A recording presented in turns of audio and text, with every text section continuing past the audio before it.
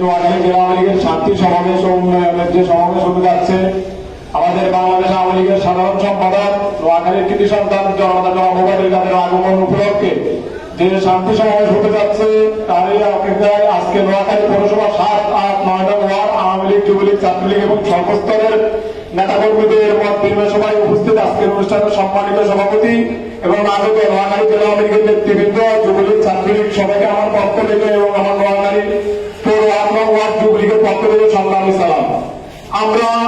যারা তৃণমূল থেকে রাজনীতি করেছি, বিগত দিনে আমরা কলেজ ছাত্রলীগে ছিলাম, ওয়ার্ড ছাত্রলীগে ছিলাম, এখন আমরা যুবলীগে 8 নং ওয়ার্ডের আমি সাধারণ সম্পাদক হিসেবে দায়িত্ব পালন করছি এবং আমার বড় ভাই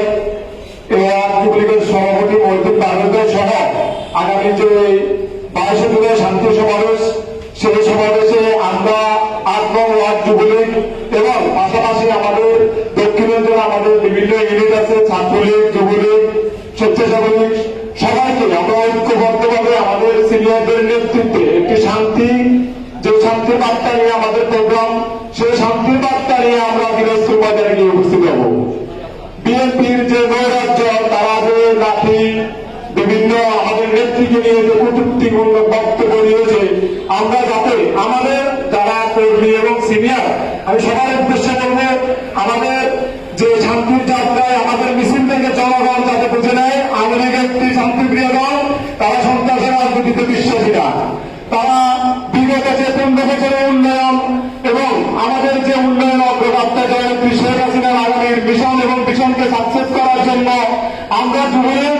সর্বোচ্চ চেষ্টা নিয়ে আগামী 22 জুলাই দিনাজপুর ময়দানে আমরা দক্ষিণাঞ্চলে আমাদের সিনিয়র নেতৃবৃন্দদের প্রতি আমরা সম্মান রেখে তারা আমাদেরকে যে নির্দেশনা দিবে, সেই নির্দেশনা অনুযায়ী আমাদের মিছিল দিনাজপুর ময়দানে যাবে।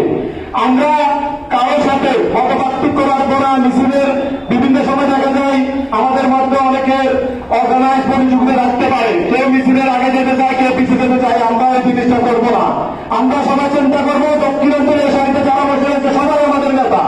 আমাদের ব্যক্তিগত নেতা নেই। আমরা সবার প্রতি সম্মান রাখবো মিছিলে। তারা যে নেতৃত্বে, তারা যে নির্দেশনা দিবে, সবার নির্দেশনা অনুযায়ী আমরা এদিন যে দিনাজপুর ময়দানে আমরা দেখিয়ে দেবো